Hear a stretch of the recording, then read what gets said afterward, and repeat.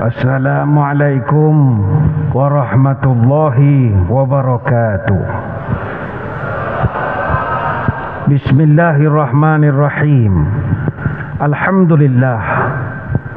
Alhamdulillahi hamdan katsiran tayyiban mubarakan fihi kama yanbaghi li jalali wajhika wa li 'azimi sultanik. Allahumma salli ala Sayyidina Muhammadin abdika wa rasulika nabiyil ummi wa ala alihi wa sahbihi wa sallim.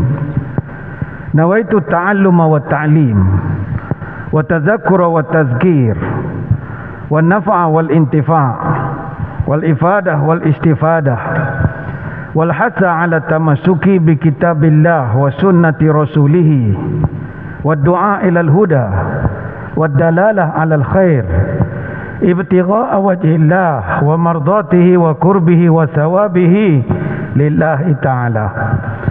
اللهم رضنا بقضائك وصبرنا على بلائك وأوزعنا شكر نعمائك. Ya Allah, jadikan kami redha menerima ketentuan-Mu, jadikan kami sabar menerima ujian-Mu, dan bimbinglah kami untuk mensyukuri segala nikmat-Mu. Sebelum dah? Biar betul. Kawan tak ada salah. Boleh sama mas. Tolong jangan viral lah. Nak viral macam mana? Kamera dua. Tak viral sedang mana? Pakailah. Kau tarik tauliah Selangor, aku tak tahu. Muslimin muslimat yang dirahmati Allah sekalian, terima kasih saudara Sani, Tuan Nazir dan para pegawai ahli jawatan kuasa Masjid Taman Putera Perdana Puchong, tuan-tuan guru, para alim ulama, para habaib, muslimin muslimat, hadirin hadirat, tuan-tuan puan-puan, khususnya yang diraikan para pelayar yang sedang menonton siaran pada malam ini, tak kira di mana saja siaran ini dapat diikuti. Yang menonton di utara, kita mengucapkan salam sejahtera. Yang menonton dari timur, moga terus makmur. Yang menonton dari barat, moga dapat berkat. Yang menonton dari selatan, moga dapat keampunan. Pada malam ini kita akan membicarakan satu tajuk, iaitu ajaibnya sedekah. Muslimin muslimat sekalian, apakah amalan yang paling manusia nak buat kalau dia diberikan peluang untuk hidup balik? Orang dalam kubur tu, dekat surau sana, katakanlah diberi peluang hidup balik 5 minit saja, diberi peluang untuk hidup balik. Kalau tanya ente nak buat apa? Nak pergi Mekah? Buat umrah? Apa amalan yang orang akan nak? Dalam Quran Allah Ta'ala menyebutkan dalam surah Munafikun ayat yang ke-10, wa anfiqu mimma razaqnakum min qabli an ya'tiya ahadukumul maut fayaqula rabbi laula akhartani ila ajalin qarib fa asaddaqa wa akum minas salihin. Kemudian mereka menangis, kata Allah. Ketika mereka mati, mereka menangis. Lalu mereka berdoa, wahai Tuhan, andai engkau tunda ajalku sedikit sahaja, fa asaddaqa, nescaya aku akan bersedekah, wa akum minas salihin, dan aku berjanji akan jadi orang yang baik. Surah Al-Munafikun ayat 10. Tuan-tuan, inilah satu-satunya amalan yang kalau kita ditakdirkan mati, kemudian kita diberi peluang hidup balik, kita akan minta kepada Allah untuk bersedekah. Tak ada amalan lain. Baca Quran tak sempat, nak ke masjid tak sempat. Yang terbaik adalah bersedekah. Kenapa sedekah? Sedekah ini magic. Dia ada banyak keajaiban sedekah. Apakah antara keajaiban sedekah? Salah satunya, ada satu hadis daripada Ibnu Mas'ud disebutkan, Nabi pernah bersabda, sadaqatus sirri tudfi'u ghadabir rabbi. Sedekah yang diberikan secara rahsia itu boleh memadamkan kemurkaan Allah. Sama dengan hadis daripada Ka'ab bin Ujrah, was-sadaqatu tudfi'ul khati'ata kama yudfi'ul ma'un nara. Sedekah boleh memadamkan dosa sebagaimana air boleh memadamkan api. Dan ini ajaib. Bukan senang tuan-tuan nak memadamkan kemurkaan Allah. Kita kalau nak bertobat, nak hilangkan murka Allah, banyak ibadat kena buat. Tapi dengan sedekah padam semua kemurkaan Allah. Kalau bercerita tentang kemurkaan Allah itu banyak. Dalam Quran ada 11 ayat yang Allah cerita perkara-perkara yang boleh mendatangkan kemurkaan Allah. Dalam hadis ada puluhan hadis yang menerangkan perkara-perkara yang boleh mendatangkan kemurkaan Allah. Contohnya kata Abu Hurairah radhiyallahu anhu, Nabi pernah berpesan, innallaha azza wa jalla yubghidu kullu ja'zarin jawadhin sakhabin fil aswaq jifatal layli himarun nahari alimu bidunya jahilun bil akhirah. Ini hadis riwayat Al-Baihaqi dalam Sunan Al-Kubra. Ada 7 manusia yang paling Allah benci. Pertama, Ja'zari. Ja'zari ni orang hak keras kepala, payah betul dengar nasihat, tak dengar, tak masuk dah. Allah benci betul dengan kumpulan ini. Yang kedua, Jawaz, orang yang terlalu banyak makan, minum, terlampau banyak sangat, Tuhan tidak suka juga. Yang ketiga, sakhab fil aswaq, orang yang suka menjerit-jerit di pasar, pun Tuhan tidak suka juga. Yang keempat, jifatul lail, jifah maknanya bangkai di malam hari. Ini ungkapan untuk menunjukkan karakter orang yang pemalas, tidur malam tak pernah bangun walau sekali untuk semayang malam, tak pernah. Kemudian yang kelima, himarun nahar. Himar ni keldai, siang hari jadi keldai, simbolik orang hak bodoh pemahamannya. Ni kalau buka Facebook, orang bodoh lebih ramai daripada orang cerdik. Ramai betul bodoh, baca tajuk tak tahu konten apa, main ngutuk. Orang bodoh ramai. Bodoh tak ada ubat. Bodoh tak ada ubat. Belilah apa ubat pun takkan hilang bodoh. Allah benci, manusia pun benci.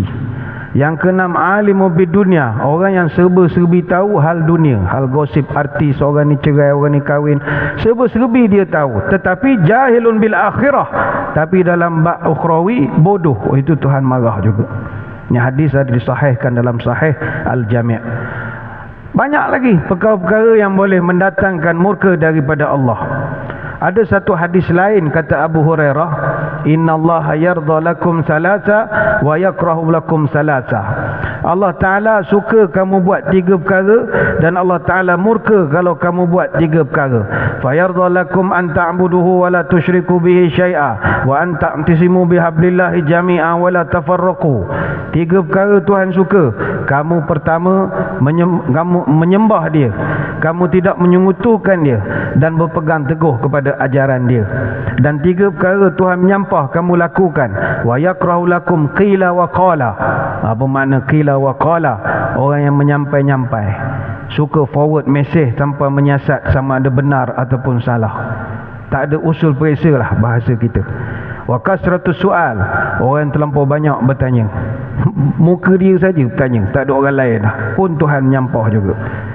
Tanya bukan makna tak boleh tanya. Kan ada pula orang pelik, tak boleh tanya pula Ustaz. Boleh, tapi pertanyaan itu mestilah pertanyaan yang menanamkan rasa semangat nak beribadah. Jangan tanya soalan agama yang akhirnya daripada kita rajin jadi malas. Itu tak dibenarkan. Contoh, ada orang dia tanya hukum, Ustaz, ni beza kalau musim haji lah, Ustaz, wukuf Arafah ni kalau tak buat macam mana? Tak sah haji, sebab haji ni Arafah mesti awak wukuf walaupun seketika. Oh, okey. Ustaz, mabit di Muzdalifah ni amna kerja, kutip batu. Oh, kalau tak buat sah haji? Sah, tapi kena bayar kambing lah 3 ekor. 3 ekor? Tak apalah Ustaz, saya bagi 6 ekor. Saya nak duduk hotel je. Rupa dia tanya banyak, dia malas pergi duduk di Muzdalifah. Ni ada orang pesen begini, soalan yang banyak, rupanya dia nak jauhkan daripada menambah ibadah. Dan yang ketiga, wa idha'atal mali, orang yang membuang harta. Banyak lagi perkara-perkara yang boleh mengundang murka Allah. Maka bila bersedekah, dia akan menghilangkan terus segala kemurkaan ini. Sebab itu muslimin muslimat sekalian, tajuk sedekah ini bagus. Walaupun di kalangan masyarakat di luar semua sedang marah ke para ustaz sekarang ni. Ustaz sekarang ni banyaklah kena hentam sejak kes kahwin dan sebagainya ini. Jadi semua ustaz ni semua asal tajuk sedekah tak ada muka lain ustaz lah. Asal ustaz tajuk sedekah, asal sedekah muka ustaz. Ni kita nak membetulkan pemahaman ini. Bila kita bicara soal sedekah, kita bicara soal pelaburan kita di masa depan. Apa sebab? Ni yang di hadapan saya ni semua calon-calon belaka. Calon apa? Calon menteri besar? Mimpi. Calon yang berhormat? Belum tentu. Calon Perdana Menteri? Tunggu dulu. Calon jenazah? Pasti. Ni semua depan saya ni, semua calon-calon jenazah semua ini. Yang depan ni lambat sikit lah, yang bawah ni cepat lagi. Wahai calon-calon jenazah sekalian, apa preparation untuk mati? Aku tak sempat fikir nak buat preparation. Mati ni, sebab itu Nabi sebut, orang yang fikir tentang apa dia akan berlaku lepas dia mati, ini orang cerdik. Pernah ditanya, siapa orang paling cerdik sekali? Ayul mu'minin al-aqyas. Siapa orang beriman yang paling cerdik sekali? Nabi jawab, aksaruhum lil mauti zikra. Orang yang paling cerdik, yang paling banyak mengingat mati. Orang tanya lagi, ada tak lebih cerdik lagi daripada itu? Nabi kata ada. Wa ahsanuhum lima ba'dahu isti'dadan ulaikal aqyas. Orang yang buat preparation untuk mati itu lebih cerdik lagi. Ini hadis riwayat Ibnu Majah. Ingat mati itu dah cerdik dah, tapi buat preparation untuk mati itu lebih cerdik lagi. Apa sebab? Kalau takat cerita ingat mati, saya ingat kita hari-hari ingat mati. Apa sebab? Kita ada WhatsApp group. Kadang member hantar telah berpulang ke rahmatullah, kawan-kawan ni member satu belajar, meninggal dah dia. Mati ni boleh kata ingat hari-hari. Ada tuan-tuan yang saya jumpa, di dalam kereta dia dengar klasik nasional, radio klasik nasional. Bila tanya, Haji kenapa minat klasik nasional? Kenapa tak minat Aikim? Dia kata klasik nasional ni ingat pada mati Ustaz. Oh, ini bagus. Tak mana klasik nasional ingat mati? Yalah, bila dia pasang lagu Anak Ayam Turun 10, lagu trek-tek-tek, teringat ke arwah ayah dulu. Minat betul dia dengan lagu ni. Jadi saya memang ingat orang mati-mati dulu, saya ingat semua. Dengar penyanyi ni, Datuk Ahmad Jaih, meninggal dah Datuk Ahmad Jaih. Jadi klasik nasional ini mengingatkan saya kepada mati. Itu bukan awak mati, orang mati. Orang nak awak tu ingat awak mati. Sebab itu mengingat mati ini boleh dikatakan biasa. Kadang kita dapat berita aksiden tepi jalan, kena langgar kereta, macam-macam, ingat pada mati. Sebab itu Nabi tambah, orang yang buat preparation untuk mati, itu lebih hebat lagi. Sebab itu bila cerita tentang sedekah, kita bercerita tentang preparation untuk mati. Tuan-tuan, kita yang nak bakal jadi jenazah semua ni, dah berwasiat ataupun tidak sebelum mati? Berapa orang di kalangan tuan-tuan buat wasiat? Wasiat ni bukan wasiat harta macam Ismail Ulang Raja, cerita Sulaiman Akhlaqan, tu bukan. Wasiat ni wasiat 4 perkara. Pertama, mesti pesan pada anak isteri kita, kalau abang meninggal, jangan menangis bagai nak rok. Nangis sikit-sikit je. Kena pesan. Berapa orang pada kita pernah pesan? Apa sebab kena pesan? Kalau tak dipesan, dia meraung masa kita mati esok, kita akan diseksa. Al-mayyitu yu'adzibu fi qabrihi bimahiha alaih. Hadis Bukhari Muslim. Mayat akan diseksa mengikut volume tangisan keluarga dia. Makin tinggi suara family dia menangis, makin teruk genentang dalam kubur. Maka untuk mengelakkan benda ini, kita kena pesan. Yang abang kalau meninggal, awak jangan nak menangis bagi nak gerak. Nangis sikit-sikit sudah. Cukuplah, jangan meratap itu jangan. Anak-anak pun pesan, jangan menangis beria sangat, nangis sikit, jangan tak menangis langsung. Dia kita berbeza dengan rakan-rakan kita penganut agama lain. Penganut agama lain, dia memang upah orang untuk menangis. Sekuat-kuat hatilah orang tu dibayar, kerjanya menangis. Saya dulu masa zaman sekolah agama, saya dulu sekolah agama Maran, Sekolah Menengah Agama Maran, SMUM. Dia dekat Kona. SMUM tu singkatan juga untuk selekoh maut untuk manusia. Memang tajam betul Kona tu. Kalau orang tak reti memang terjun gaung. Bawah tu sekolah. Dulu kita orang sekolah agama selalu semayang jenazah. Orang aksiden banyak. Sekali pergi semayang dapat RM2. Suka zaman itu RM2 besar lah. Tiba-tiba ada satu kawan saya di kampung Cina, ayah dia meniaga. Dia kata, atuk aku meninggal, datanglah rumah. Yalah, orang meninggal tak salah Pergilah. Dia kata, kau tak ada kerja kan? Pakai baju guni. Ada satu baju buat pada guni. Tutupkan tutupkan kepala, kemudian kau menangis je sekuat hati. Tanya nak buat apa? Buat je lah, kan dapat duit. Saya pun menangis je lah. Wah, menangis. Selesai dapat RM5. Wah, ini sudah bagus. Semayang jenazah RM2. Ni menangis RM5. Mai aku pergi menangis. Zaman sekolah punya kiraan lah. Tapi tidaklah jadi semua pendapatan. Saya tanya kawan saya, apa saya kena menangis? Ini munasabah juga.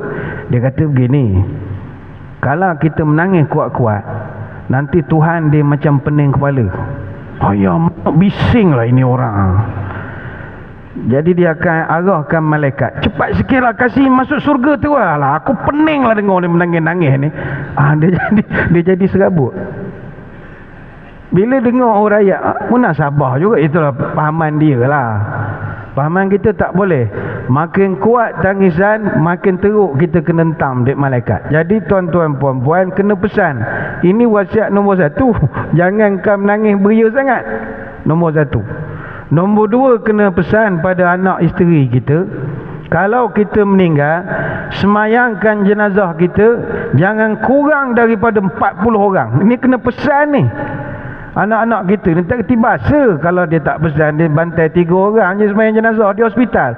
Letih. Pesankan mesti semayang 40 orang. Usahakanlah kok mana. Kenapa 40? Ma min rajulin muslimin yamutu fayaqulu ala janazati 40 rajulan la yusyrikuna billah syai'a illa syafa'ahumullahu fihi. Mana-mana orang yang meninggal, orang Islam yang meninggal, lalu jenazahnya disemayangkan oleh 40 orang, yang orang ni tidak menyengutukan Allah, maka dia akan dapat syafaat. Ni hadis riwayat Imam Muslim. Semayang 40 orang melayakkan kita dapat pelepasan daripada siksaan. Jadi ini ganjaran besar. Kita dah terbaring, macam mana nak arah? Kita dah mati. Arah sebelum mati. Pesan pada anak-anak, engkau jangan nak buat kelakar pula 3-4 orang je macam basuh ayam je esok. Dia buat mandi kita lebih kurang sengih begitu je. Buat elok-elok, panggil orang masjid, bawa van pergi ambil budak sekolah agama. Tak apa, semayang mesti jangan kurang 40 orang. Dalam hadis yang lain Nabi sebut, ma min mayyitin tusalli alaihi ummatun minal muslimina yablughuna mi'ata kulluhum yashfa'una lahu illa syufi'u fihi. Mana-mana mayat orang Islam yang disolatkan oleh sekelompok orang Islam yang mencapai 100 orang jumlahnya, maka orang tu dapat syafaat. Hadis riwayat Muslim. Jadi range-nya jangan kurang daripada 40. Jangan ambil ngam-ngam 40. Takut 40 orang datang, 3 orang kaki karaoke. Susah juga kita tuan-tuan. 3 orang tu kaki karaoke, 10 lagu seorang menyanyi. Letih kita. Biar cari lebih sikit lah. Cantik 100. Sebab itulah orang nak mati di Mekah. Kenapa nak mati di Mekah? Mekah berapa semayang jenazah kita? Beribu orang. Tuan-tuan yang biasa ke Mekah, habis je semayang fardu, Assalamualaikum warahmatullahi, Assalamualaikum warahmatullahi, relax sekejap, nengok burung pati, terus keluar announcement, as-salatu ala amwat rahimakumullah. You telik orang semayang jenazah ramai-ramai. Bayang berapa ribu orang semayangkan kita. Itu yang orang tak sangat mati di Mekah. Beribu orang semayangkan. Jadi pesanlah kepada anak cucu kita, esok abah mati, kau jangan kurang pada 40. Kau bangun esok, kau tepuk kepala kau, mesti lebih daripada 40. Berebah. Wasiatkan kerap sikit. Yang ketiga, kena wasiat. Ni kena wasiat. Suami, isteri, anak-anak kena pesan. Tuan-tuan esok kubur kat mana? Kena pesan pada sekarang lah. Nyusah ke orang je esok. Dah mati, nak tanam mana ni? Tak tahulah. Dulu pernah borak dengan dia. Dia ni asal Kelantan, dia nak suruh ke bumi Kelantan. Engkau biar betul. Ya, dia kata dia nak duduk dengan ayah dia, dengan mak dia, duduk satu kawasan. Ingat dalam kubur boleh mengetih ke tuan-tuan? Duduk borak main damaji, tak boleh. Lantaklah duduk di mana pun. Jadi kita tetapkan di mana kita nak dikebumikan. Tuan-tuan nak tanam di surau sini ke, nak tanam di Presin 20 ke, cakap betul-betul. Senang kita nak uruskan.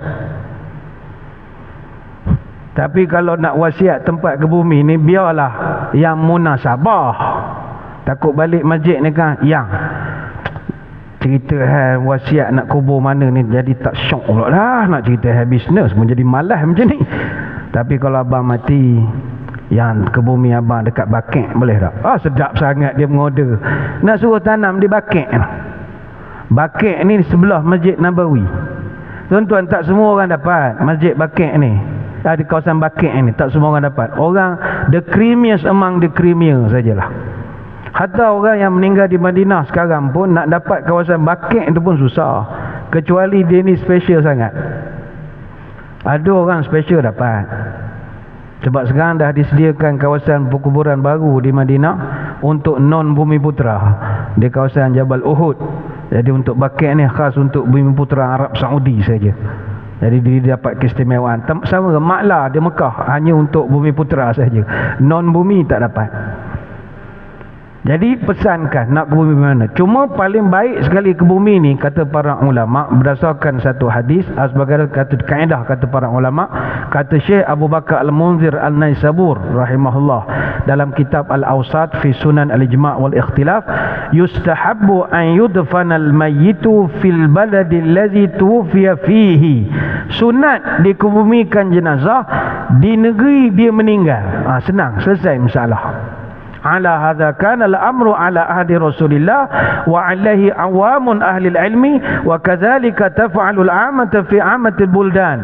Dan inilah keadaannya yang berlaku kepada nabi-nabi terdahulu, para sahabat, para ulama, mereka dikebumikan di mana mereka meninggal. Kita ikut sunnah Nabi lah.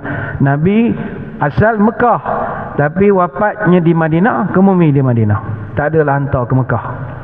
Jadi takdirlah tuan-tuan, misalnya pergi ke Langkawi bulan 3. Puk meninggal di Langkawi, moleknya ke bumi Langkawi je. Moleknya begitu. Tapi yelah jauh benar, orang rasa nak hantar doa tu macam tak sampai je rasa. Kalau buat tahlil ni sampai ke laut besar sangat tu, soalah fikir mengarut gitu. Atau tuan-tuan meninggal di Melbourne, ke bumi di Melbourne lah, mana-mana ya. Pesankan kepada anak cucu. Dan yang keempat, yang kita kena pesankan kepada anak-anak kita, saudara mara kita ini adalah kita kena pesankan tentang sedekah jariah. Sebab itu sedekah jariah ini adalah amalan yang betul-betul boleh membantu kita di alam kematian nanti. Tuan-tuan sekalian, kita duduk dalam kubur ni gelap, duduk sempit. Tuan-tuan malam kan nak tidur, cuba jangan tidur atas katil, tidur bawah katil. Daripada tengah malam sampai subuh, cuba sekali tidur bawah katil.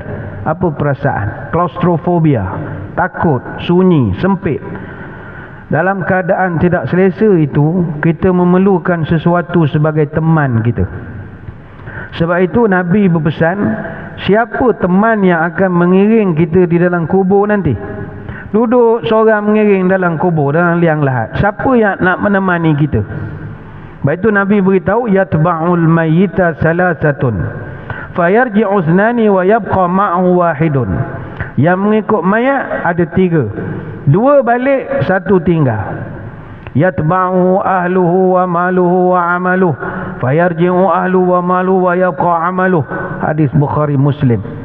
Yang mengikut mayat 3, pertama keluarga, yang kedua harta, yang ketiga amalan. 2 tinggal, 1 balik. Apa yang balik? Keluarga dengan harta. Yang tinggal hanyalah amalan. Tuan-tuan, keluarga kita bila kita meninggal diiring ramai-ramai. Kalau tak meninggal COVID lah, meninggal COVID tak ada lah, pakai PPE je lah, orang PKD urut. Kalau meninggal biasa, saudara hantar. Tapi saudara mara kita, dia takkan ikut kita masuk dalam kubur. Isteri tuan-tuan sayang macam mana pun ke kita, bila kita masuk liang lahat, takkan dia terjun, tak apalah bang, saya teman lah bang seminggu duduk dalam kubur. Tak, dia takkan ikut kita. Harta lagilah tak ikut. Rumah tuan-tuan yang cantik nak pikul macam mana pergi ke kawasan kubur. Kereta kita, katalah tuan-tuan pakai Honda Accord, bila meninggal esok tak ada mayat naik Honda Accord, semua naik kereta jenazah semua. Anak kita bawa kereta Honda Accord, parking depan pagar kubur. Habis pada dah selesai kita dia ke bumi, adakah kereta kita tinggal? Tak. Bah, ni kunci kereta, saya letak kat batu nisan ni, apa-apa hello tak sini. Tak, kereta bawa balik. Jangankan kereta, kalaulah tengah anak kita balik, tiba teringat, mak, payung dengan tikar tertinggal. Ya, pusing balik. Tikar pun orang ambil balik. Bayangkanlah betapa harta takkan ikut kita. Apakah yang akan mengikuti kita? Satu-satunya yang akan ikut kita adalah amalan. Tapi ini klise. Amalan apa sebenarnya yang akan ikut kita? Tentang apakah amalan yang akan mengikut kita dalam kubur ini? Yang ini saya ingat kita akan huraikan selepas ini. Kerana saya kira kita beri dulu laluan kepada laungan azan Isyak. Jadi tuan-tuan semua jangan ke mana-mana. Kita akan kembali selepas ini.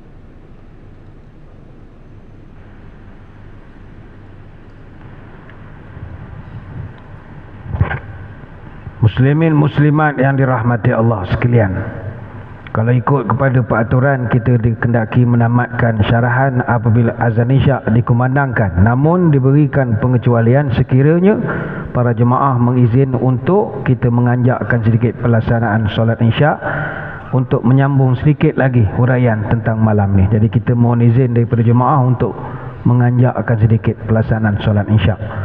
Muslimin muslimat yang dirahmati Allah, kita bercerita tentang ajaibnya sedekah. Selalu sangat kita dengar orang mengatakan bahawa apabila mati esok, amalan soleh adalah teman terbaik. Isunya malam ini, apakah amalan soleh itu? Dalam satu hadis Nabi ada menyebut, innal mayyita la yasma'u khafqa ni'alihim hina yuwalluna anhu mudbirina. Sesungguhnya mayat boleh mendengar suara tapak kaki atau tapak kasut orang yang meninggalkan kita. Fa idza kana mu'minan kanatis salatu 'inda ra'sih waz zakatu 'an yaminih wa kana siyamu 'an yasarih wa kana fa'ala lil khairat was sadaqatu wasilatu wal ma'rufu wa ihsan ilan nas 'inda rijlaihi. Kalau orang itu adalah orang beriman, maka semayang akan duduk dekat kepalanya. Apa ertinya? Dia nanti tuan-tuan, bila kita dalam kubur, orang pikul masuk dalam liang lahat, tutup dengan papan, bubur tanah, kambur, bolah bunga kiri kanan. Dia baca doa lebih kurang. Kemudian bila dia meninggalkan kita, Nabi sebut yasma' khafqa ni'alihim. Kita boleh dengar tapak kasut orang yang meninggalkan kita. Prak, boleh dengar. Lepas tu sayuk-sayuk senyap. Mana kita dah seorang lah masa itu. Dalam kita duduk kesorangan ketika itulah, kata Nabi, kalau mayat ni mayat orang beriman, kanatis salatu 'inda ra'sih. Yang pertama akan datang adalah sembahyang. Sembahyang dia akan datang, dia parking dekat kepala kita. Waz zakatu 'an yaminih. Kemudian yang kedua yang akan datang amalan kita adalah zakat. Zakat akan parking sebelah rusuk kanan kita.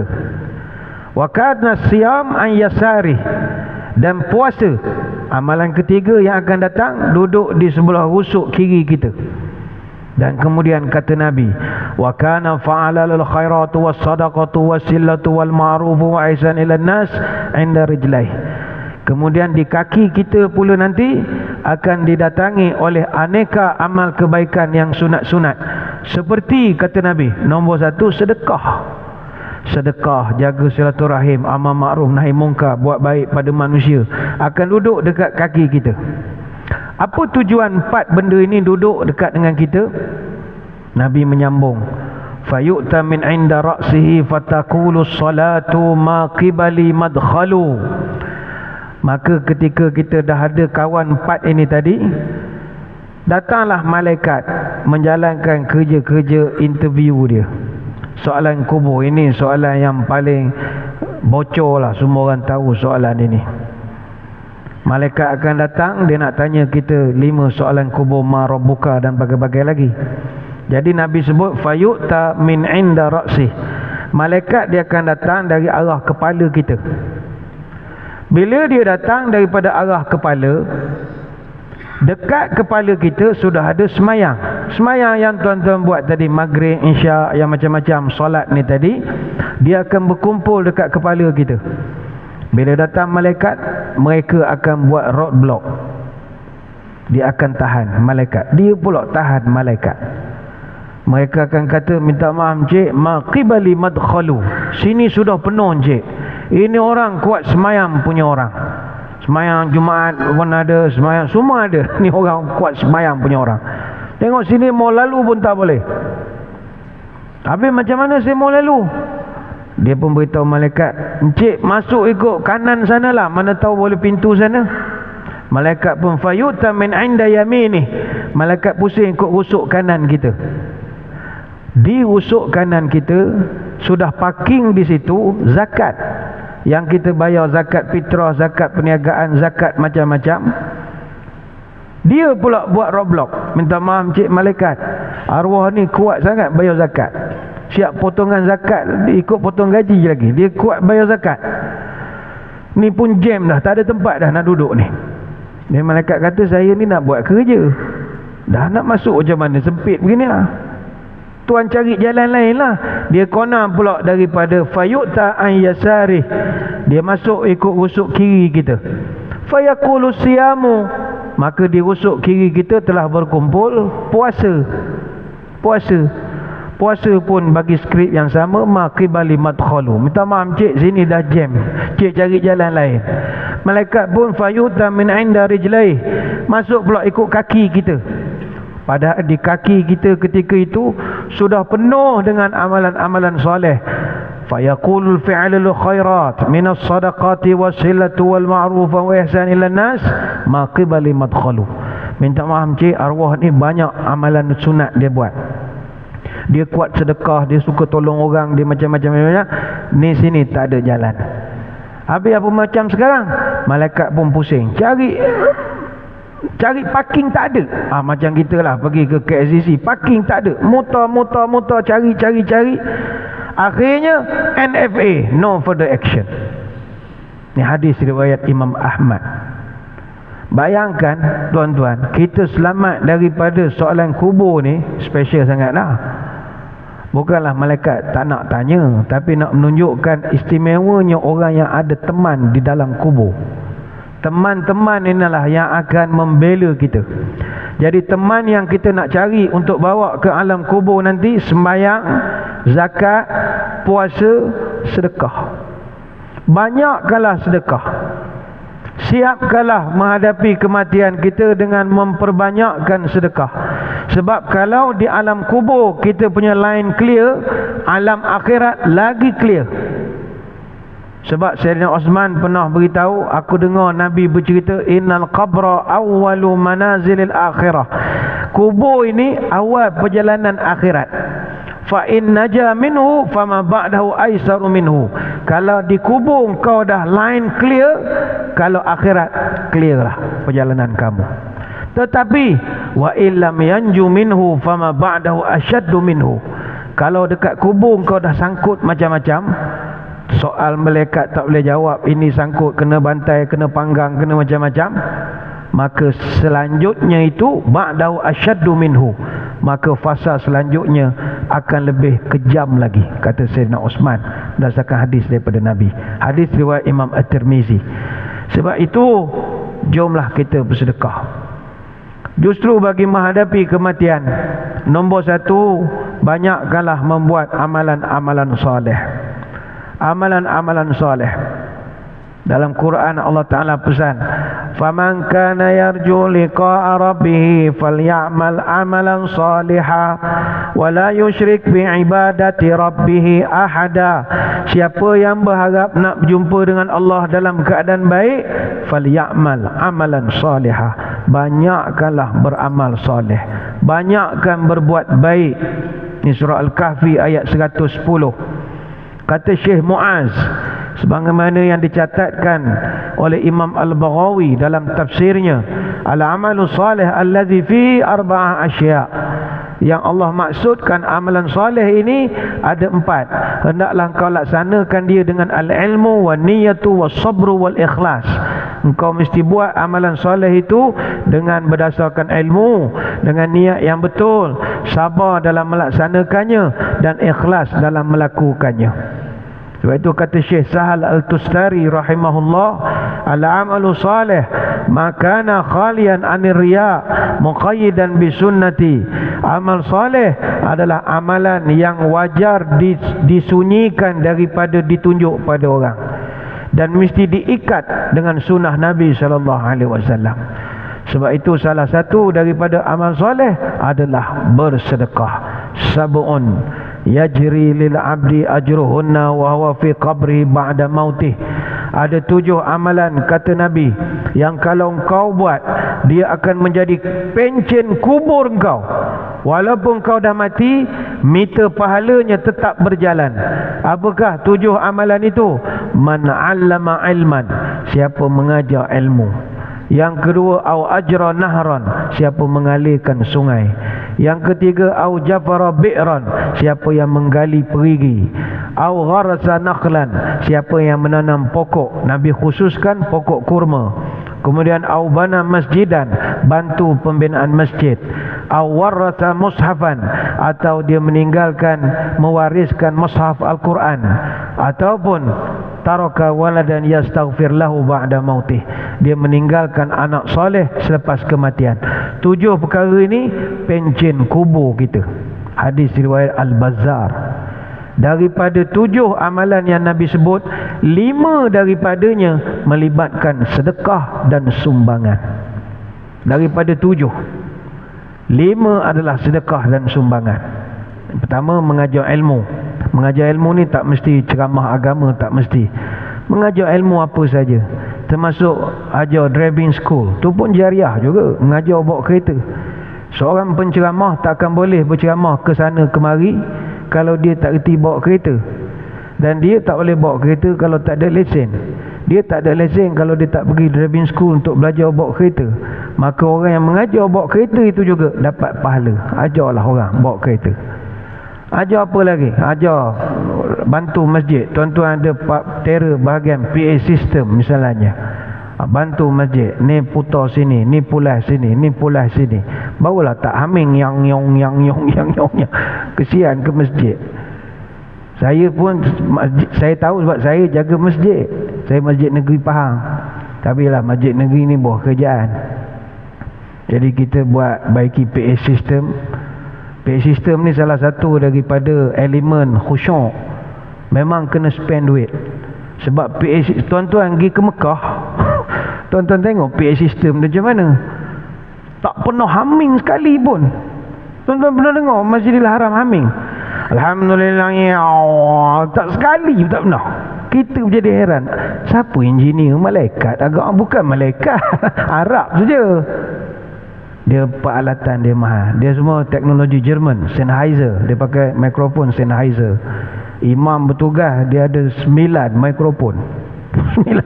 Setiap ada spare standby pula dekat dengan Kaabah tu, yang tempat putih, tempat orang pijak tu, bawah tu laci tu. Ada pula simpan lagi mikrofon situ. Sebatang tu ada 3 9 mikrofon. Mau tak sedap suara dia. Lepas tu imam dia datang, staff akan pikul mikrofon, guduk. Pikul ni macam pikul mayat. Letakkan gini. Time berdiri 3 mikrofon. Time rukuk 3 lagi mikrofon tengah. Time sujud 3 lagi di situ. Tak main sangkut-sangkut akademi Batasia ni, tak ada. Dia tak main gini. Dia main mikrofon betul. Dan memang kos. Kita orang dulu buat untuk penilaian semula sistem audio masjid, PA system, kiraan, sebab kita kerjaan pakai JKR Elektrik ada satu company dia buat kos tuan-tuan untuk PA system 3 juta. Barulah ada bunyi sikit. Bunyi maksudnya sebab masjid kan ada kubah, macam kita ada kubah, dia suara ni merata, dia tak kumpul. Dia kena buat satu dinding yang khas. Saya pun tak pandai juga. Dia sebab orang ni dia ada sound engineer dia ada sound engineer. Tapi saya di masjid negeri, saya pun sound engineer juga. Saya bukan sound engineer, saya sound pada engineer yang malas buat kerja. Sound engineer ke nama. Engkau ni bila nak siap macam tak siap-siap ni. PKP juga. Tu panggil sound engineer dia panggil. Harap topi kulu kilir warna putih siap tak juga. Berapa kali benda tangguh. Dia nak cek ni, kalau ni fasa akan datang lah. Kalau nak buat PA system ni duit besar. Dia ada satu alat Omicron tu nama virus. Omicron gitulah, saya tak ingat lah apa nama dia tu. Dia letak dekat tengah-tengah lantai kita ni. Dia macam pentagon gitu alat. Saya tak kerti juga. Dia tekan satu alat, pong, dia gema. Kemudian dia ada satu alat ukur berapa second gema tu balik semula. Dia buat kiraan. Itu bukan fakulti kita lah. Itu memang orang sound engineer betul. Dia ukur lah. Dia kata, ustaz sini masjid delay dia 12 second. Maknanya orang sini suara bercakap 12 saat baru sampai orang yang belakang. Maknanya kita buat kelakar dah 10 saat dia baru gelap. Lambat betul lah sampai. Kita apasal dia tak gelak? Rupa suara lambat. Kata apasal dia tak gelak? Tak, suara lambat. Macam Masjid Shah Alam dia adalah 3 second, 5 second, berapa second. Dia nak jadikan sampai 2 second. Jadi dia akan buat macam-macam kaedah. Dinding ni dia ada buat satu design untuk nak serapkan bunyi besar. Belanja untuk PA system ni besar. PA system besar. Lepas itu kalau tuan-tuan ada kemahiran sikit sebanyak, boleh bantu pihak masjid, bantulah. Ejas-ejas benda yang patut. Tikur baiki labu pula. Macam-macam rupa dah bunyi ya. Ini maksudnya ajarlah apa-apa saja ilmu yang bermanfaat. Tuan-tuan yang pandai bidang engineering misalnya, kami orang masjid ni bukan reti sangat waterproofing lah, benda-benda nak metal deck, nak tukar ini. Kita nak ngapai Quran lagi, nak baca doa lagi, nak mikir hai bocor ni letih. Jadi tuan-tuan yang ada kemahiran, ajar kami. Ustaz ni nampak ni ada bocor ni, jadi ni gini ni. Itu maksudnya mengajar apa kebaikan kepada orang lain. Saya sejak duduk masjid ni, banyak juga dah reti benda-benda teknikal ni, terpaksa.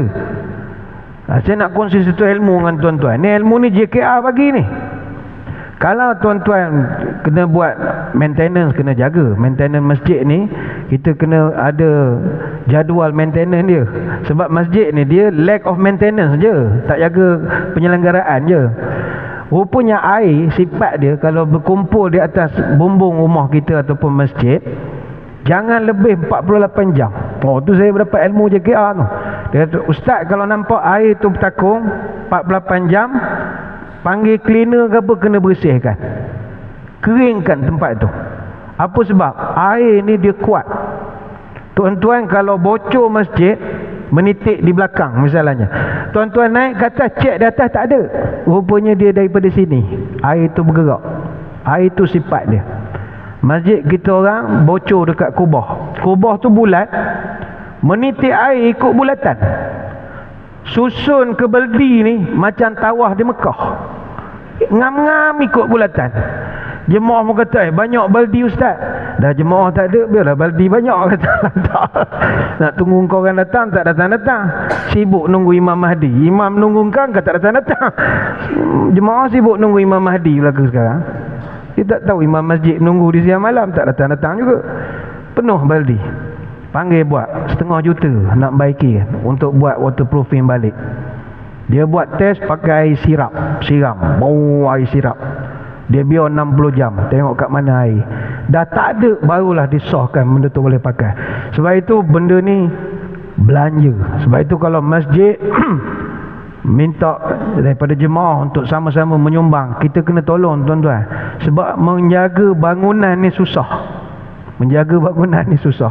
Saya sejak jadi imam ni baru tahu susah. Dulu kita ceramah je, sedap sangat. Oh, ceramah nak begini, gini, gini. Bila kita jaga masjid, baru kita tahu. Semuanya memerlukan kos. Tapi sebab masjid negeri, masjid kerajaan, tak ada masalah. Kalau masjid qaryah macam tuan-tuan, kena support lah, kena support. Jadi kita ucap terima kasih pada yang banyak memberi sumbangan-sumbangan untuk nak buatkan kita punya bumbung dan macam awning. Terima kasih. Ini ada lagi beberapa yang mereka nak lakukan, nak buatkan pembaharuan, dan kita sama-sama support. Tapi yang penting, daripada 7 perkara yang Nabi sebut, 5 adalah sedekah. Sebab itulah Nabi tekankan, sebelum mati bersedekahlah. Sebelum mati. Sampai Nabi sebut, waman tasaddaqa bi sadaqatin khutima lahu biha dakhalal jannatah. Siapa yang sedekah dan itulah amalan dia terakhir, maka dia masuk syurga. Hadis riwayat Imam Ahmad. Contohlah tuan-tuan, na'udzubillah, masuk hospital. Doktor kata, encik ini jantung pernafasan lemah sangat. Kami nak tidur keadaan encik ni. Jadi untuk nak bangun semula ni tak pastilah bangun ke tidak. Jadi itulah untuk makluman. Kita tanya, pukul berapa saya nak ditidurkan? Dalam pukul 3 sekarang nak ditidurkan. Kalau tuan-tuan bercakap begitu, apa amalan tuan-tuan nak buat? Tuan-tuan dah diberitahu oleh doktor ni, pukul 3 sekarang dah nak ditidurkan. Dan kita pun tak tahu bangun ataupun tidak. Kalau menengok baca lah WhatsApp, meninggal semua yang ditidurkan ni. Kita pun kata, mati dah aku malam ni. Sudahlah. Apa tuan-tuan nak buat? Nabi beritahu mudah saja, man tasaddaqa bi sadaqatin khutima lahu biha dakhala jannah. Siapa menjadikan sedekah adalah amalan terakhir sebelum dia mati, masuk surga. Jadi tuan-tuan sedekah ya. Pukul 3 nak tidur, ni pukul 9 malam, pukul 3 pagi nak ditidurkan. Ambil telefon lah ke anak isteri, aku ni nak tidur dah pukul 3, tak tahu hidup ke tidak ni. Jadi rumah-rumah tu kan sedekah buat mat tapis belaka. Sedap sangat rumah jadi mat tapis, bini nak duduk mana? Yang munasabah lah, yang munasabah. Terus jadi mat tapis yang munasabah. Itu duit ada ni, bagilah ke masjid ni, masjid nak buat mihrab macam-macam. Sedekah. Takdirlah itulah amalan tuan-tuan terakhir, mati masuk surga. Hadis riwayat Imam Ahmad. Sebab itu Imam Junaid Al-Baghdadi rahimahullah, dia bagi pencerahan. Dia kata, kenapa ada manusia Allah bagi dia kematian dia dicemburui oleh orang. Hebat cara mati, ending dia tu stylo. Mati di Mekah, mati di Madinah, mati dalam masjid tengah semayang, mati dia stylo punya mati. Kenapa ada orang dapat mati begitu? Padahal dia itu bukanlah orang yang ulama ke ahli ibadah, biasa ya. Kata Junaid Al-Baghdadi, arba'un tarfa'ul abda ila a'la darajat. Ada 4 amalan yang kalau orang ni buat, Allah akan angkat darjatnya, walaupun dia qalla ilmuhu wa amaluh, walaupun ilmu dan amalannya sedikit. 4 perkara ni. Pertama kata dia al-hilmu, sopan santun, lemah lembut. Baik tu kalau kita ni sopan santun, lemah lembut, cakap berhalus, ada potensi dapat mati cara baik, mati sedap orang panggil. Yang kedua watawadu', jangan sombong. Yang ketiga wasakha, suka sedekah. Salah satu tu suka sedekah. Yang keempat wahusnul khuluq, akhlak mulia. Banyak tak kita jumpa orang, ramai tak kita jumpa orang yang kita kenal dia orang biasa, dia bukannya ulama, bukannya ahli ibadah, ada kalangannya artis, tapi meninggal malam Jumaat. Kita pula heran, artis Gegar Berganza meninggal malam Jumaat. Kita pula heran, benda amalan dia. Artis Gegar Berganza meninggal malam Jumaat. Panel Pora Perdana malam Jumaat pun tak meninggal malam Jumaat. Macam mana jadi gitu? Kita pula heran. Heran kita. Ada satu pelakon, dia ni berlakon semua, jadi datuk, jadi apa, dia kelakar orangnya. Meninggal di Masjidil Haram. Dalam Masjidil Haram, tengah gentir tasbih meninggal. Oh, ini rare betul tuan-tuan. Biasa orang meninggal Mekah di hotel, sakit jantung, tengah mandi, tengah makan dekat restoran Pelda disaji, meninggal. Itu biasa. Tapi ni meninggal dalam masjid, ini rare. Ada orang meninggal di Madinah, meninggal aksiden antara Mekah Madinah. Kita pun heran, macam mana dia mati Mekah? Mutawih yang pergi setahun 4 kali ke Mekah tu pun tak pernah mati di Mekah. Lagi dengar mutawih pun tak mati-mati lagi di Mekah. Jemaah pula matilah. Ini mendatangkan kehairanan pada kita. Tak, kata Junaid Al-Baghdadi, mu jangan heran. Bangkali orang tu ada 4 perkara pada dia. Sopan santun, tidak sombong, akhlak mulia, suka sedekah. Jadi perbanyakkanlah bersedekah. Moga-moga kita dapat mati seperti orang-orang yang hebat. Ada satu ulama ni, dia meninggal di Mekah. Dia meninggal hari Jumaat, waktu sahur bulan Ramadan di Mekah.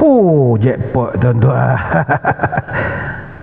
Bayangkanlah, meninggal hari baik, bulan baik, tempat baik, dan meninggal pula waktu yang baik, waktu sahur.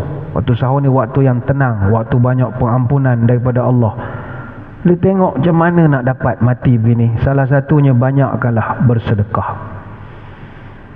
Kenapakah sedekah ini ajaib sangat dia punya pahala dia? Sedekah ni ajaib pahala dia sebab kita gembirakan orang. Itu yang mustahak. Kita menyebabkan orang yang susah jadi suka. Kita menyebabkan tempat yang dulu daif menjadi selesa. maka orang jadi gembira. Sebab itu bila Nabi SAW ditanya oleh sahabat, "Ya Rasul, apa amalan yang kalau saya buat nescaya Allah akan cinta kepada saya?" Bukannya sekadar terima amalan masuk surga apa, saya tak nak. Saya nak Allah cinta saya. Apa saya kena buat? Kata Nabi, "Ahabbul a'mal ilallah azza wa jalla sururun yadkhiluhu ala muslim." Amalan yang paling Allah cinta adalah engkau memasukkan kegembiraan dalam hati seorang beriman. Oh, itu Tuhan paling cinta sekali. Bagaimana caranya? Tanya sahabat. Kata Nabi, mudah. Yakshifu anhu kurbatan, atau yaqdi anhu dainan, atau tatrudu anhu ju'an. Pertama, engkau hilangkan susah hati dia. Macam contoh saudara-saudara kita di Selangor, ada yang masih lagi terkesan lepas daripada ujian banjir, nak membina balik kehidupan masih belum menentu. Sekolah nak buka atau mana, duit tu adalah sikit sebanyak. Jadi kita bantu hilangkan kesusahan dia. Oh, itu dicintai oleh Allah. Atau yang kedua kata Nabi, aw yaqdi anhu dainan, engkau tolong bayarkan hutangnya. Tolong bayarkan hutangnya. Ni payahlah sikit, tapi kalau dapat buat bagus. Yang ketiga, aw tatradu anhu ju'an, atau engkau hilangkan kelaparan dia. Itu sebabnya sedekah ini pahalanya luar biasa sekali. Sehingga kan Nabi pernah diberi pilihan, wala an amshi ma'a akhin li fi hajatin ahabbu ilayya min an a'takif fi hadzal masjid, yakni masjidil madinati syahran. Aku kalau diberi pilihan, pertama pergi tolong orang, yang kedua iktikaf di Masjid Nabawi sebulan, nescaya aku akan pilih pergi tolong orang. Nabi sebut, kalau kita mestilah nak pilih duduk Masjid Nabawi sebulan, suka. Semayang di Raudah, lalu makam Nabi, suka. Kita rasa bahagia, kaya batin kita duduk Masjid Nabawi. Tapi Nabi sebut, engkau diberi pilihan, kau nak duduk masjid ke kau nak tolong orang susah tengah banjir apa semua ni, lebih baik kau tolong orang susah daripada kau duduk dalam Masjid Nabi sebulan, kata Nabi. Itu sebab kita kena tolong orang. Apatah lagi, tolong kepada anak-anak yang nak belajar, anak-anak yang nak sekolah. Orang nak pergi sambung pengajian ke Timur Tengah, ke mana-mana, nak mengaji ni. Kalau kita dapat bantu dia, oh ini pahala luar biasa. Ini dia panggil wakaf ilmu, sedekah yang tak pernah putus. Tuan-tuan, kalau sedekah orang makan, katalah kita berjalan jumpa orang Rohingya ke mana, minta RM10, kita membagi dia RM10, pahala ada insya-Allah. Tapi dia punya nilai tak kekal. Dia dapat RM10, dia beli nasi, dia makan, dia kenyang, dia gembira, kita dapat pahala. Tapi dia dah sudah pergi tandas, dia buang habis lah, lupa sekira. Tapi kalau tuan-tuan bantu orang belajar, selagi ilmu itu dia amalkan, selagi itu kita dapat multiplier effect. Sebab ilmu dia tak pernah habis. Ada satu kisah disampaikan oleh Syekh Hisham Al-Burhani. Dia ni seorang ulama besar di Syria. Dia cerita ada satu kejadian pernah berlaku di perkuburan Al-Dahdah. Dahdah ni di Damsyik, 10 minit daripada Masjid Umawi di Damsyik, Syria. Dahdah ini dia makam tempat bersemadinya para ulama, aulia dan juga syuhada. Ni semua orang alim-alim, orang hebat semua. Makam Dahdah ini. Dulu makam ini dinamakan Maqbarah Al-Faradis. Tapi selepas ada satu ulama hadis yang disemadikan di situ, Abu Ad-Dahdah Ahmad bin Muhammad bin Ismail At-Tamimi, tukar nama kubur tu panggil Makam Ad-Dahdah. Syekh ni bercerita, pernah berlaku satu kejadian.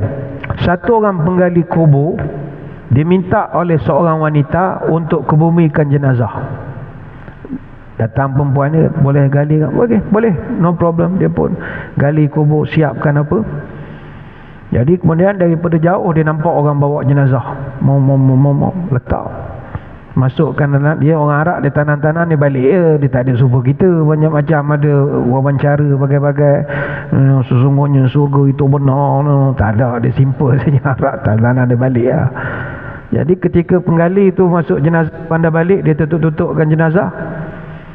Kata dia, ra'aitu ajaban, aku telah melihat suatu yang sangat ajaib sekali. fi hadhihi al-athna yanfatih qabra wa yusbih raudatun min riyadil jannah.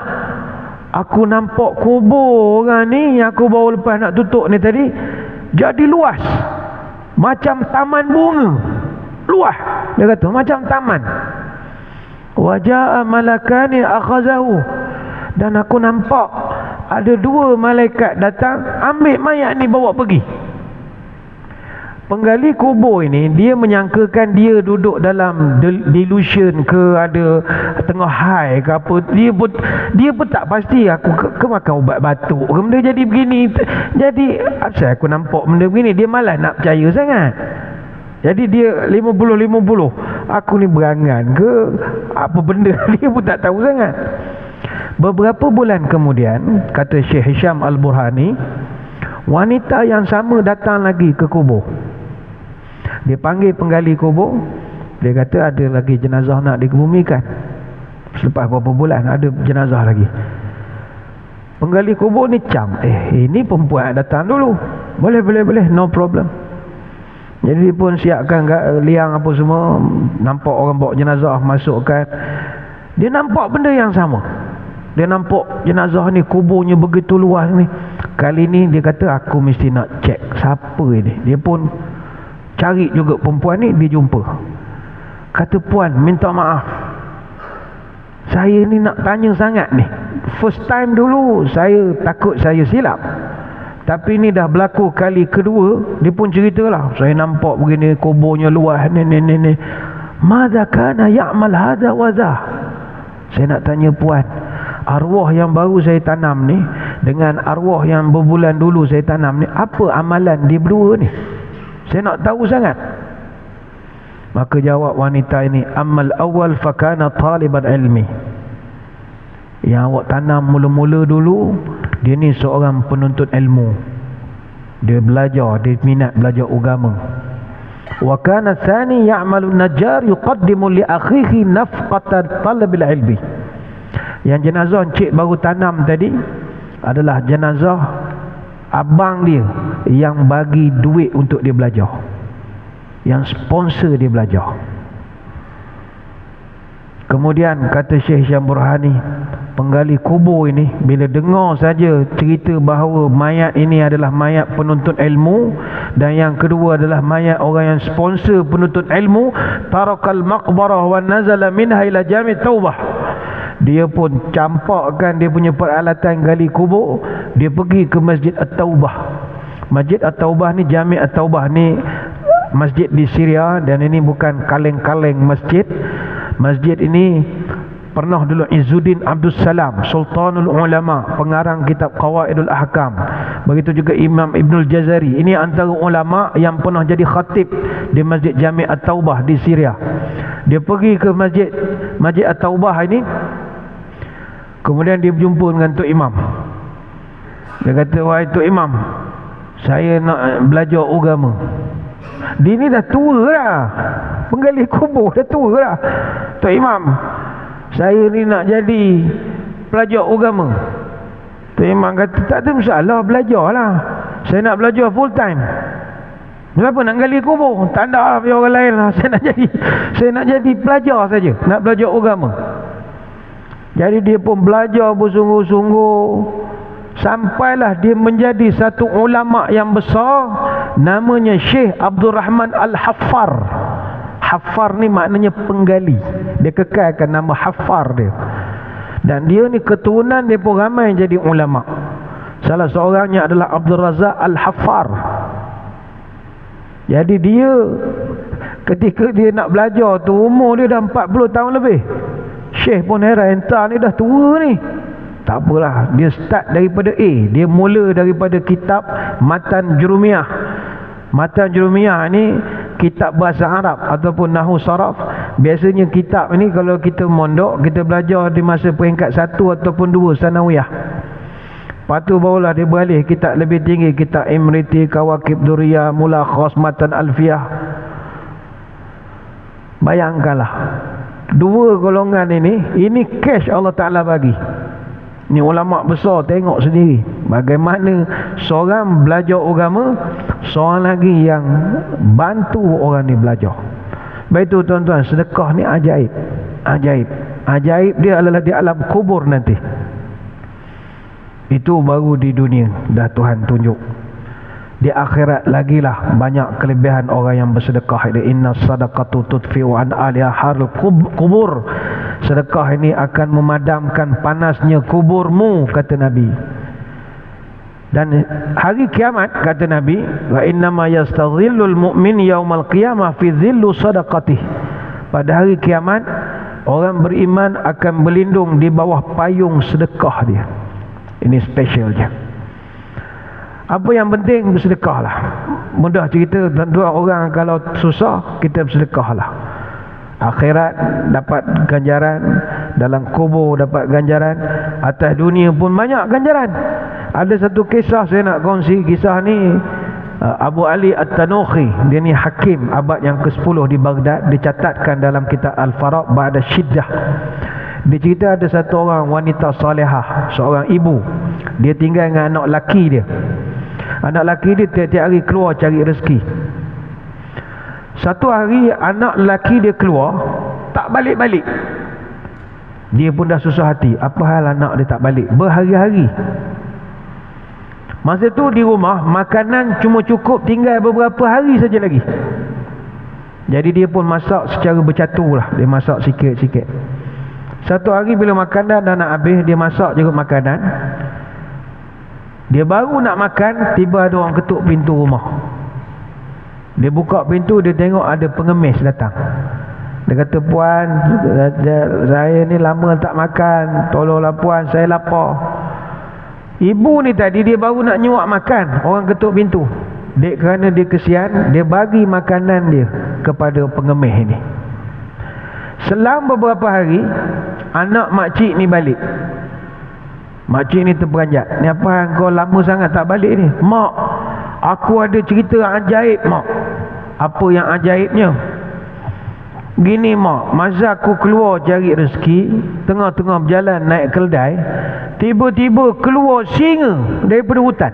Oh, besar singa. Aku kata, "Matilah, kena serang dengan singa ni." Jadi singa ni diserang keldai, dan singa ni koyakkan baju anak makcik ni. Kemudian singa ni pukul badan budak lelaki ni, jatuh. Jadi bila dia jatuh, dia dah tak berapa sedar. Singa ni seret dia masuk dalam belukar. Mana dah standby nak mengoyak-ngoyakkan badan, nak jadi makanan dia lah pada hari tu. Tiba-tiba kata budak ni, tiba-tiba mak, datang satu lembaga badan besar, baju warna putih. Dia datang, dia pegang je singa.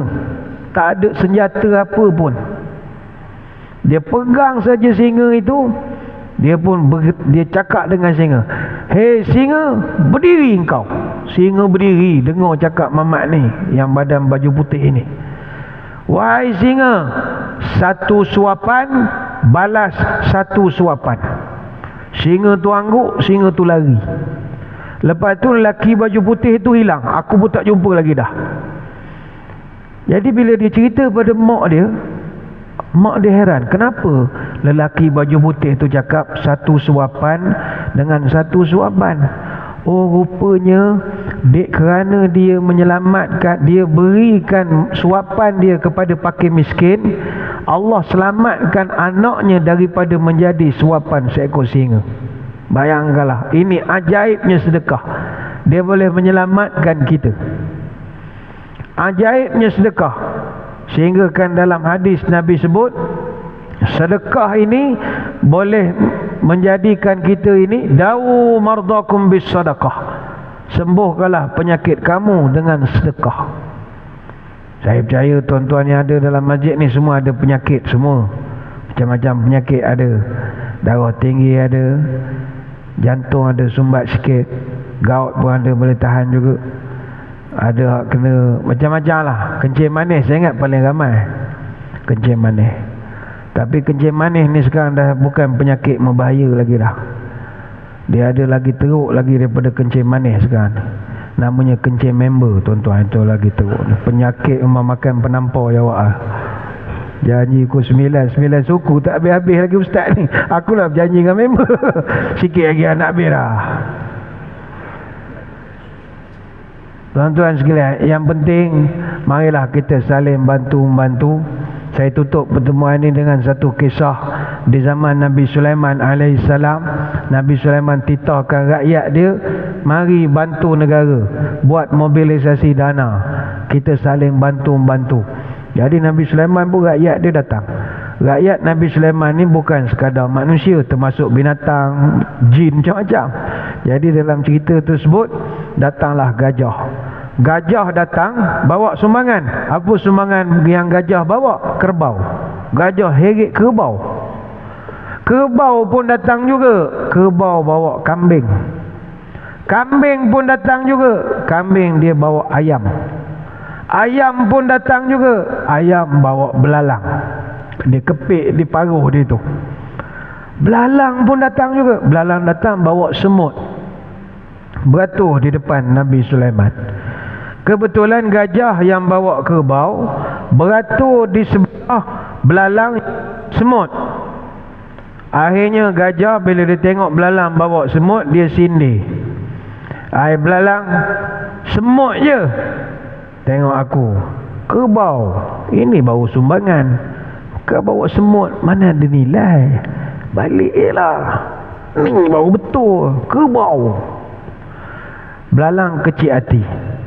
Mentang-mentang dia bawa semut, dihinakan oleh gajah. Percakapan haiwan ini didengari oleh Nabi Sulaiman. Lantas Nabi Sulaiman bersabda, al-hadiyatu biqadril muhdi.